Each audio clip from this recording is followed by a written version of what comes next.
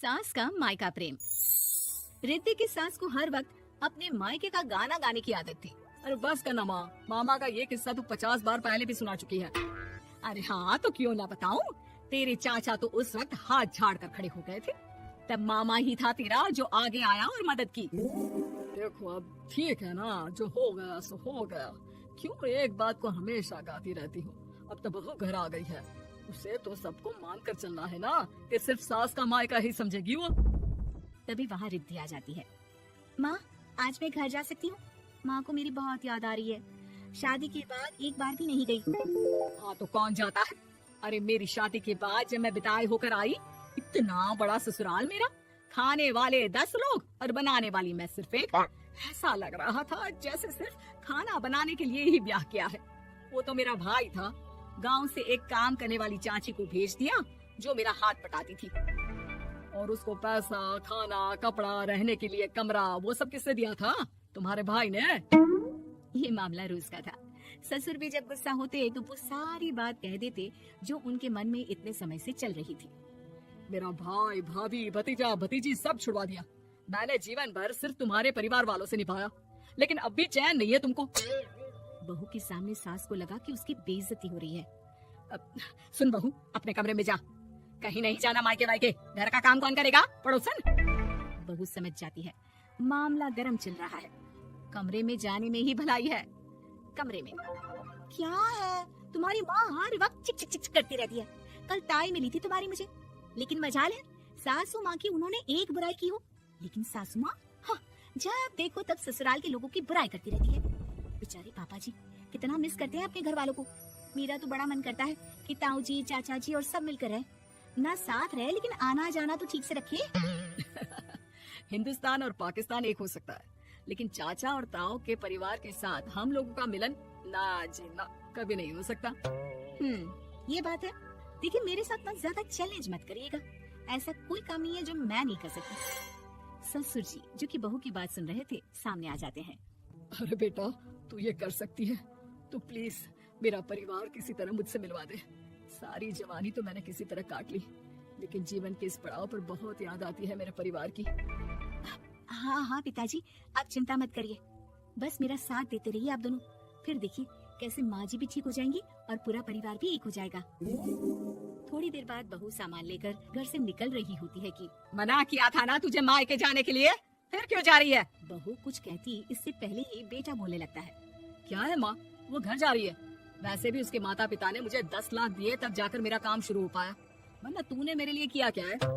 अरे वाह बेटा, बचपन से पढ़ाया लिखाया, तेरे दुख दर्द में जगी और आज वो लोग तुझे सही लग रहे हैं।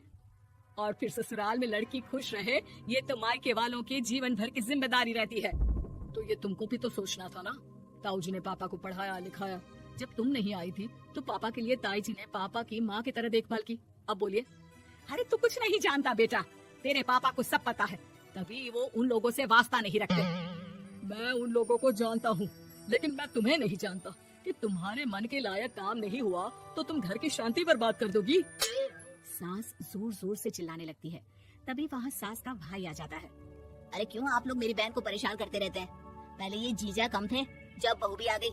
बहन, मैंने तो 30 साल पहले ही बोला था, अपना हिस्सा ले और छोड़ इन लोगों को, चल अपने साथ। बहू समझ जाती है कि माँ ससुर की नजर किस पर है। देखा, तुम लोग मुझे अकेला मत समझना, मेरा भाई खड़ा है आज भी मेरे लिए। बहू मायके जाती है और आते वक्त साथ में एक नौकरानी ले आती है। अरे बहू, कुछ खाने को दे दे। अरे आंटी, क्यों भाभी को परेशान करती रहती हो? उनके भाई ने मुझे जिम्मेदारी दी है, किसी भी चीज की परेशानी नहीं होनी चाहिए भाभी को, जो चाहिए मुझे बोलने का। हाय, बहू के मायके वालों का इतना दखल। ये मेरा घर है, कोई कल का आए इसे पूरा कैप्चर कर ले, ये बर्दाश्त नहीं होगा मुझसे। क्या हो गया सासू माँ, क्यों सुबह सुबह चिल्ला रही हैं? चमेली, ओ चमेली, क्या कहा था मेरे भाई ने तुझे? अरे दीदी बहुत तेज है आपकी सासू माँ, मैंने तो बोला कुछ चाहिए तो मांग लो मुझसे। अरे निकल यहाँ से, घर को रेलवे स्टेशन बना रखा है, जो देखो वो घुमा जा रहा है यहाँ से वहाँ। ये कहीं नहीं जाएगी, ये जाएगी तो घर का काम कौन करेगा? मैं। हाँ, और क्या करती है बहुएं? घर का काम ही तो करती है, इसमें नया क्या है? तभी वहाँ ससुर जी आ जाते हैं। हाँ तो यही बात तो तुम्हें भी समझनी चाहिए थी ना। आज बहू के मायके से नौकर आ गया तो तुम्हें बुरा लग रहा है? अरे तो उस वक्त गर्मा गर्म खाना तो सबने खाया ना। ऐसा तो नहीं है कि मेरे मायके का नौकर था तो सिर्फ मेरे लिए बनाता था। अरे निकालो इसे फिलहाल, बाद में बात करती हूँ। सास का गुस्सा जोर से नौकरानी पर फूटता है। तभी वहाँ बेटा सामान के साथ आकर खड़ा हो जाता है। चलो रिद्धि, तुम ठीक बोलती हो। मेरी माँ को तो हम लोगों की कोई फिक्र है ही नहीं। ये तो सारा दिन सिर्फ अपने बारे में सोचती है। और देखिए, मैं अब से कह रही हूँ कि अब से इस घर की तरफ आपको देखना भी नहीं है। नहीं आना आज के बाद इन लोगों से मिलने। हाँ हाँ, बस कभी कभी दिन में 2 बार मिलने आ जाओ। नहीं, बिल्कुल नहीं। ससुर झूठा नाटक करते हुए। मेरी बीवी ने मुझे मेरे ही परिवार से दूर कर दिया। आज बहू मेरा इकलौता बेटा दूर कर रही है। हाय, कैसे जीऊंगा मैं। वाह, वो भाई जो आपको बेटे की तरह मानता था, उन्हें छोड़ने में तो दुख नहीं हुआ।